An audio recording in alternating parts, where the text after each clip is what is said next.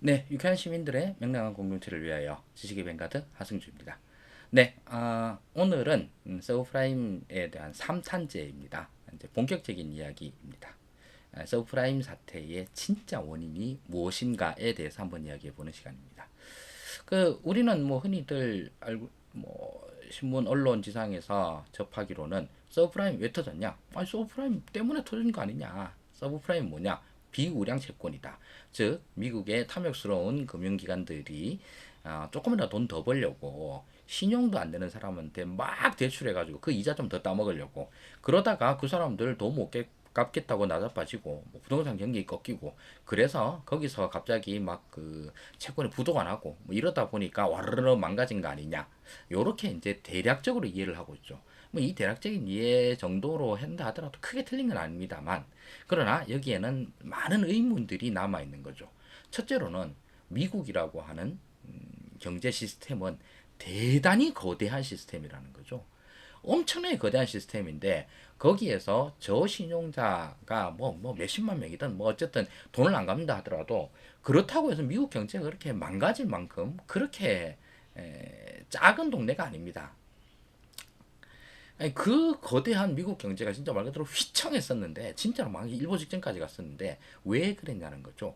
이거는 첫 번째 의문이고 두 번째 의문은 미국 금융기관들은 바보가 아니라는 겁니다. 엄청나게 똑똑한 애들이고 얘네들 금융기관이 하는 게 뭡니까? 리스크 관리잖아요. 이 리스크 관리에서는 세계에서 제일 잘하는 애들이 미국 애들입니다. 특히 미국 금융기관들은 그거 하는 걸로 밥 먹고 사는 건데요. 뭐 리스크 관리라는 게 딴 게 아니라 이 돈 빌려주는 사람한테 얘가 신용이 있나 없나 이 신용 평가를 얼마나 잘하느냐 이게 뭐 리스크 관리잖아요. 금융경영 하는 게 그거죠. 그거를 제일 잘하는 애들이 미국 애들이라는 거죠. 그런데 여기에서 사고가 터졌다는 거죠. 아니 이건 왜 이렇게 된 거지? 그 똑똑하고 잘났다는 애들이 그거 경험 많고 시스템이 잘 완비되어 있다라는 미국 금융기관 애들이 왜 신용도가 낮은 사람한테 돈을 와장창 빌려줘서 그렇게 다 부도가 나버렸느냐. 요게 두 번째 의문인 겁니다. 이 의문을 풀기 위해서 사실은 서브프라임 사태를 갖다가 한 발자국 더 들어갈 필요가 있습니다. 지난번 시간에 했던 내용을 잠깐만 다시 한번 요약해 보도록 하겠습니다. 2008년 위기 당시에 서브프라임 채권의 잔액 총 빌려준 돈은 약 대략 뭐 통계마다 좀 차이가 있습니다만 대략 1조 달러 정도로 추산이 됩니다.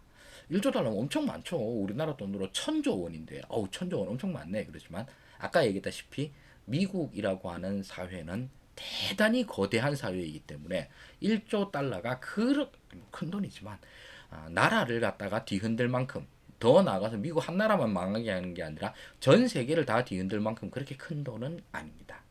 당시 미국의 1년 GDP는 16조 달러였습니다. 그러니까 연간 버는 돈의 16분의 1이 서브프라임 모기지 채권이었던 거예요. 비율상으로 그렇게 큰 돈 아닙니다. 게다가 전체 그 모기지 채권 전체 모기지 채권이 뭐 그때 당시로 한 7조 달러 정도 된다고 그러는데 그 중에 서브프라임 뭐 1조 달러라 그러니까 이것도 10% 조금 넘는 15% 정도 되는 게 전부입니다.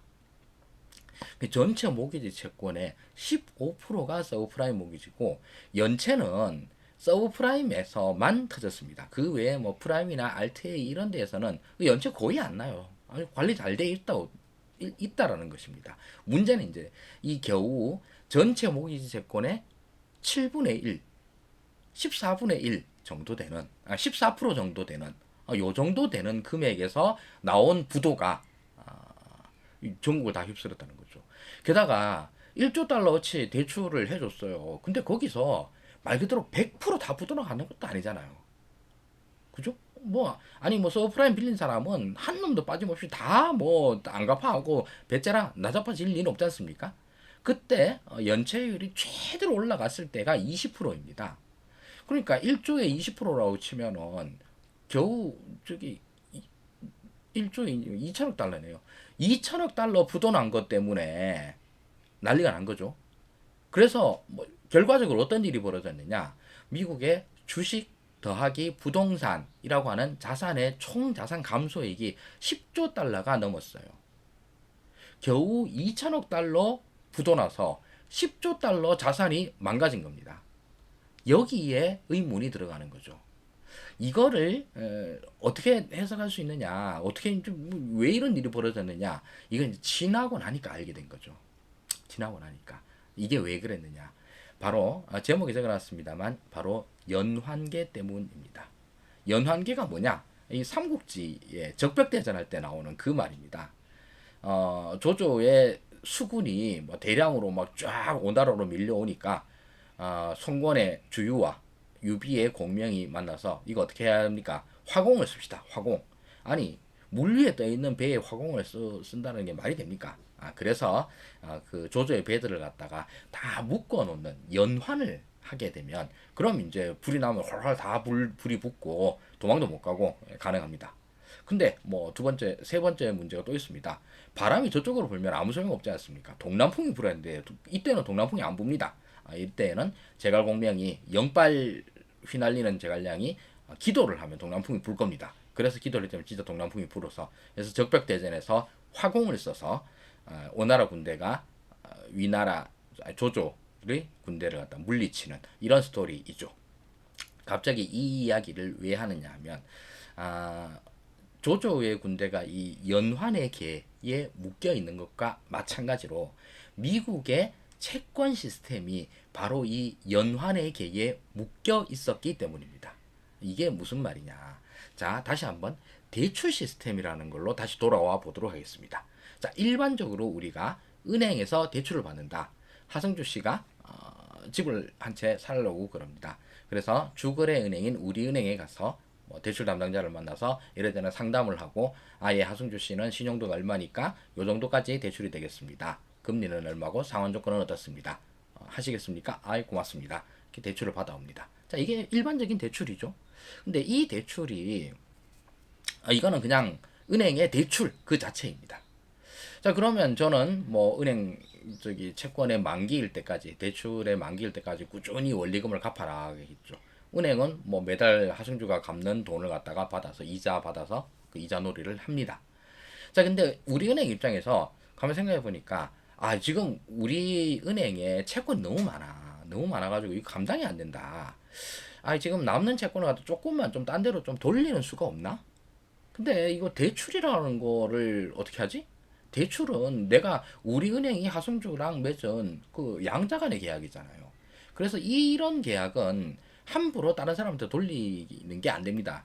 민법에서는 그 채권의 부종성이라고 그래가지고 그 채권을 갖다가 마음대로 돌리고 이러는 거 안 되고, 채권에서는 그 채권 양도를 하려고 그러면 채무자의 동의가 있어야 된다라고 얘기를 하거든요. 그럼 저희 입장에서, 채무자인 하승주 입장에서도 내가 우리은행에 계속 빚 갚고 있었는데 갑자기 신한은행이 와가지고 내 우리 은행에 채권 샀으니까 당신 앞으로 신한은행에 빚 갚으쇼. 좀 당황하게 되지 않습니까? 이런 것들을 막기 위해서 원래는 이 채권을 갖다가 은행이 갖고 있는 하승주에 대한 채권을 다른 은행에 맡기는 걸 돌리는 게 안 됩니다. 근데 이제 이렇게 하고 싶은 필요성들은 많죠. 해도 뭐 사실 채무자한테 그렇게 큰 피해가 가는 것도 아니고 좀 당황스럽다 이런 것. 그런 피해도 없게 만들 수도 있고, 은행 입장에서는 자기 자금을 갖다 좀 더 효율적으로 쓸 수 있게도 만들고, 이렇게 자금이 효율적으로 굴러다니다 보면 전반적으로 금리도 조금이라도 더 낮아질 수 있고 여러모로 장점이 많습니다. 그래서 이 대출이라고 하는 상품을 유동화, 증권화를 시킨다라고 그럽니다. 즉 다른 뭐 은행, 금융기관 내다가 채권의 형태로 만들어서 서로 이걸 갖다 사고 팔고 할 수 있게 만들어 주는 것입니다. 즉 하승주와 우리은행 간에 맺어진 이 계약 자체가 하나의 증권, 종이 쪼가리화 되어 가지고 이거를 각 금융기관들이 사고 팔고를 자유롭게 해줍니다. 여기까지 하는 거는 2000년대에 들어와서 대한민국도 요 시스템을 도입을 했고, 미국에서도 뭐 1980년대 이때에서부터 이 시스템을 도입을 해가지고 아주 잘 써먹었습니다. 요까지만 해도 뭐 그리 큰 문제는 없습니다. 뭐 채권 부도난다 그러면 뭐 부도난 거 그거 이제 뭐 상각 처리하고 뭐 계속 이제 뭐 처리하고 이러면 되는 문제이거든요. 그런데 미국 금융기관들이 가만 생각을 해보니까, 자, 이런 이 유동화된 종이 쪼가리화된 채권이 뭐 수백만 장, 수천만 장이 쌓여 있는 거예요. 이게 이제 막 돌아다닙니다. 그런데 이걸 가지고 뭐 좀 재밌는 걸 해볼 수 있지 않을까? 라는 생각을 해요. 그래서 그래 이제 이걸 가지고 좀 더 자금을 효율적으로 돌리는 방법을 한번 생각을 해보자. 자, 우량 채권이 있어. 아주 신용도가 높은 신용등급 1등급 이런 사람한테는 금리가 3%밖에 안 돼. 3%밖에 안 되니까 이건 뭐 사실 남아도 별로 남는 게 아닙니다. 그런데 중간 등급은 4%고 서브프라임 비우량 채권은 한 5%쯤 돼요. 근데 5% 되는 거를 금리를 따먹으러 갔다가 이 사람 뭐 부도내고 뭐 안 갚는다 그러고 이러면 어떡해? 이게 문제잖아요. 그래서 이걸 잘 한번 비율적으로 잘 섞어보면 어떨까 이 생각을 합니다. 그래서 전체 채권을 하나 큰 채권 다발을 하나 만들어요. 100개의 채권 다발을 만듭니다. 종이 쪼가리 100개를 모아요. 그 중에서 80개는 우량 채권으로 만듭니다. 우량 채권 80개가 있고 그 다음에 10개는 약간 중간 등급의 채권을 만들고 나머지 10개를 서브프라임 즉 불량 채권을 담습니다. 그럼 불량 채권에서는 금리를 많이 주잖아요. 금리를 많이 주니까 요걸로 해서 이거 수익성이 높아집니다. 대신 부도날 위험이 있잖아. 설사 그게 부도난다 하더라도 전체에서 10%밖에 안 섞었다니까. 나머지 80%는 우량이야. 80%에서 부도날 일 없어. 그러니까 설사 부도난다 하더라도 10% 그거는 갖다가 여기서 받는 걸로 대략 메꾸면 되지 뭐. 요렇게 해서 상품을 금융상품을 만듭니다. 이게 첫째로 만들어진 게 바로 CDO라고 합니다. Collateralized Debt Obligation이라고 하는데 영어 약자는 안 외우셔도 되고요. 이게 이제 합성 채권이죠. 채권과 합성을 이렇게 한 겁니다. 여기서부터 첫 출발이 됩니다. 이렇게 해서 CDO들이 쫙 발행이 돼요. 그래 이제 하다가 한 번 더 아이디어를 냅니다. 이 CDO 이거 해보니까 괜찮네. 별로 안 위험해. 괜찮아. 안 위험해. 그래서 이 CDO들의 CDO를 만듭니다. 이걸 CDO 스퀘어라고 그러는데 이 CDO들도 한 100장을 또 만듭니다. 이 100장을 만들어서 또 하나의 다발을 만들어요. 그래서 이걸 팝니다. 이거는 그냥 CDO보다 더 안전해. 여기서 몇 개 부도 난다 하더라도 전체가 부도가 안 나기 때문에 여기서 물론 수익률이 좀 나빠지겠지. 그러나 뭐 그런 사고가 안 터지면 꽤 우량한 안전한 상품이 될 수 있어 라고 합니다. 자, 다음으로는 이것까지 해서 괜찮네. 이거 해보니까 뭐 몇 년 써보고 나니까 이걸로 수익성이 다른 데보다 조금 더 높은 거예요. 괜찮다. 좋다 이거. 그래서 또 아이디어를 하나 냅니다. 그게 CDS라고 하는 것도 만듭니다. 아까 CDO였고 이번에 CDS인데 CDS는 그 영화 빅숏에 마이클 버리가 사가지고 아주 대박이 난 바로 그 상품입니다. 즉 부도 위험 보험입니다. 내가 이거 CDO 잔뜩 들고 있어. CDO 스퀘어 잔뜩 들고 있어. 또는 MBS 잔뜩 들고 있어. 근데 이거 부도나면 어떡하지? 부도나면 이 부도난 걸 메꿔주는 그런 보험 상품을 만들면 어떨까 해서 이 보험이 만들어집니다. 부도에 대한 보험. 이게 이제 CDS인데요. 이 CDS는 이런 채권에서만 쓰이는 게 아니라 국가에 대해서 쓰입니다. 그래서 대한민국은 부도 위험이 얼마야? 그럼 CDS 프리미엄이 몇 프로 더 붙는다. 뭐 이런 식으로 하기도 합니다. 이게 또 와장창 만들어집니다. 이걸 주로 만들어서 판 데가 AIG였고 이 AIG도 거의 부도 직전까지 갑니다. 위기가 터지고 난 다음에. 자, 그러면 아까 처음에 얘기했던 서브프라임 모기지 대출, 서브프라임 대출 요걸 한번 생각해 봅시다. 이 서브프라임 대출은 우량 채권이 아니잖아요. 좀 별로 안 좋은 채권입니다. 그래서 이거를 우리가 흔히 이름 들어본 유명 금융기관에서는 이런 걸 잘 취급 안 해요. 그럼 어디서 취급하느냐? 미국에도 우리나라 비슷하게 러시안 캐시치 이런 거 있을 거지 않습니까? 이런 회사들이 이런 서브프라임 채권들만 전문적으로 하는 채권 회사들이 있습니다. 여기서 이 서브프라임 대출을 낸 거예요. 그 미국판 러시안 캐시 워싱턴 뮤추얼 이런 여러 회사들이 있습니다. 이 회사들이 서브프라임을 와장창 판 거예요. 그래서 대출 채권을 완전히 모았습니다. 이렇게 모은 채권을 얘네들은 이걸 들고 있으면 뭐해? 이거를 다시 현금화를 시켜야 돼요. 현금화를 시켜가지고 또 현금 들어오면 그걸로 또 대출도 하고 대출도 이러면 좋잖아요. 그래서 이렇게 모은 채권을 갖다가 좀 큰 금융기관에다 팝니다. 그 큰 금융기관들이 우리가 이름 많이 들어본 그 소위 말하는 투자은행들이에요. 투자은행들, 뭐 메릴 린치, 뭐 그 유명한 리만 브라더스, 뭐 골드만삭스 이런 회사에다 팔고, 그러면 이 회사에서는 이걸 모아가지고 MBS, 그러니까 그 이 대출 채권들을 모아가지고 CDO 이런 걸 만들고 CDO 스퀘어 이런 걸 만들고 이래서 뭐 시장에 막 파는 겁니다. 이 와중에 AIG가 여기 CDS 보험 상품 붙여가지고 또 팔고, 이렇게 하다 보니까 처음에는 좋았는데 부도가 생각한 것보다 더 많이 나기 시작했어요. 서브프라임 연체가 뭐 한 5% 이때까지만 해도 뭐 괜찮아 그 정도야. 10% 좀 불안한데. 20% 자 여기 20%가 부도가 나기 시작을 해요. 자 여기까지만 해도 땀이 쫙 나는 순간인데, 그러다가 첫 번째 사고가 터집니다. 첫 번째 사고가 이 서브프라임을 주로 취급하던 미국판 러시안 캐시가 일단 먼저 부도가 나요. 그렇죠. 자꾸 연체가 터지니까. 야, 너 돈, 아니, 그 금융회사도 돈 빌려주고 돈이 안 들어오는데 그럼 망해야지 어떡하겠습니까? 여기에서 1차적으로 위기가 터집니다.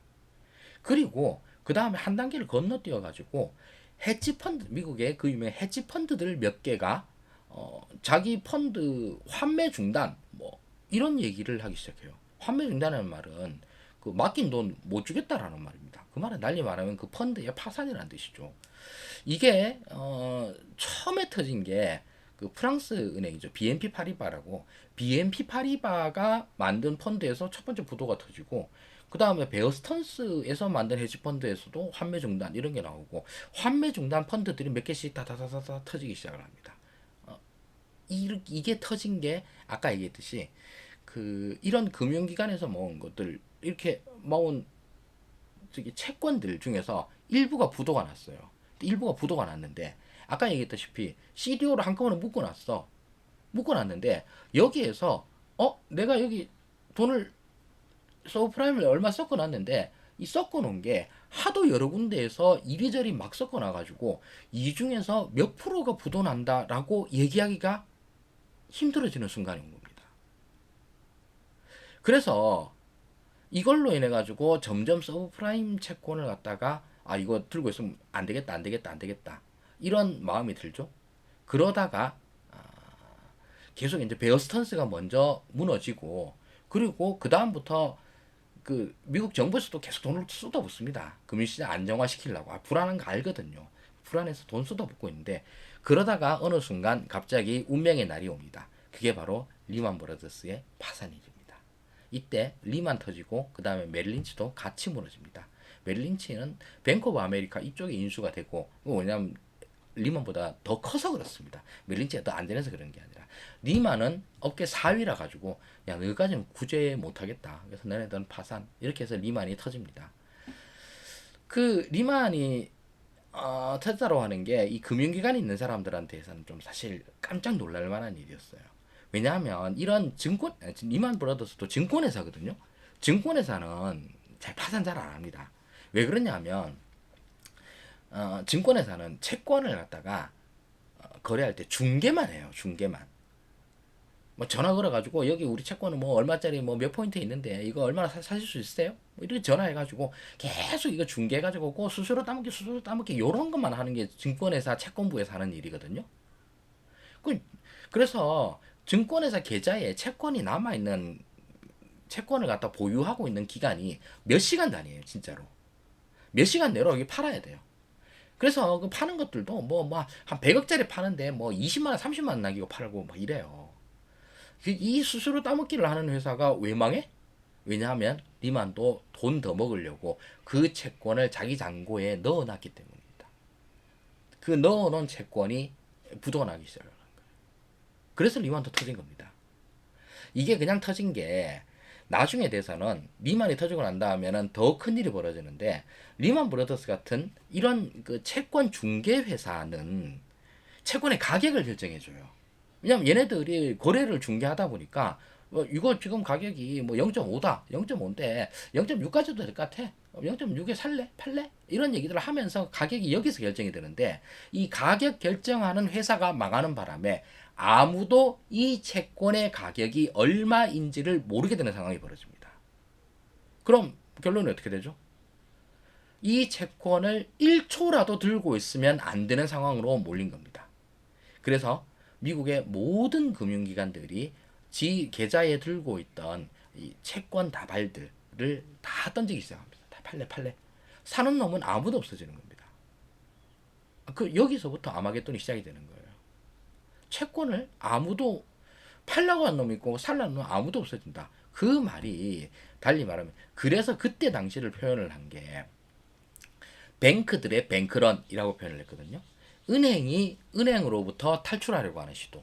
이게 요즘 또 은행이 다 전자금융이잖아요. 다 그냥 클릭만 하고 있는 겁니다. 이러다 보니까 한순간에 채권 시장이 폭락을 해버리고 이거 보고 난 다음에 주식시장도 마찬가지로 똑같이 폭락을 해버립니다. 여기에서 터진 거거든요. 그래서 서브프라임 사태라고 하지만 좀 더 좀 구체적으로 얘기를 하면 사람들이 그때의 서브프라임의 위기라기보다는 신용 파생 상품의 위기야라고 얘기하기도 했습니다. 그 신용 파생 상품이라는 게 아까 말씀드렸던 그 채권 다발로 모아둔 CDO 또는 이 채권 다발들의 보험을 들어준 CDS 이런 것들이 진짜 문제 아니냐라고 얘기를 했거든요. 금융 시스템이 뭐 지금 사실 매우 고도화돼 있어가지고 여러 분야들이 다 통합이 됐습니다. 이 통합돼 있는데 이거에서 아니 은행이 한 고객들의 신용평가는 열심히 하면서 이 채권의 신용평가는 엉망진창으로 해가지고 엉망진창으로 한 채권들이 뭐 하나당 뭐 10,000개, 20,000개씩 묶여져 있는데 이 중에서 몇 개가 부도나는지 나도 몰라. 가 돼버리는 거죠. 그럼 나도 몇 프로가 부도날지 모르니까 그러면 이 채권의 가격은 얼마야? 나도 몰라. 네가 가격도 모르는 것 같다. 네 손에 들고 있으면 그게 뭔 말이냐. 그래서 다 팔아버려. 그래서 벌어진 것이 당시의 서브프라임 사태이고요. 그래서 은행들로부터 탈출하기 위해서 뱅크들의 뱅크런이 발생을 했는데 그들이 무엇에 놀라서 달아났냐 하면 사실은 신용 파생 상품에 놀라서 달아난 것입니다. 아까 처음에 연환계라고 말씀드렸죠. 적벽대전에서는 조조의 배들을 쇠사슬로 묶었습니다. 2008년 서브프라임 위기에서는 채권들을 CDO와 CDS라고 하는 신용 파생 상품으로 묶어놔버린 겁니다. 그래서 이 묶여진 채권에 서브프라임 연체율 상승이라고 하는 불꽃이 팡 터지니까 연환으로 묶여있는 그 채권 시장 전체가 불바다가 되어버린 거죠. 그래서 2008년에 아마겟돈이 시작된 것이었습니다. 자, 이게 사실은 당시 위기를 가장 핵심적으로 이야기할 수 있는 요소입니다. 다음 시간에는 여기에 이걸로는 부족합니다. 더 또 심각한 어떤 당시 미국 금융 시스템의 모럴 해저드가 있었습니다. 그 모럴 해저드에 대해서 한번 얘기해 보도록 하겠습니다. 지금까지 시청해주셔서 대단히 감사합니다. 오늘은 자료 화면 없이 그냥 해봤습니다. 그냥 해도 괜찮네요. 뭐. 그리고 어떤 식으로든지 하루에 한 번씩은 꼭 올리도록 하겠습니다. 기억해 주십시오. 어제는 하루에 2번이나 올렸습니다. 예시하는 거니까 많은 응원 부탁드리겠습니다. 이상입니다.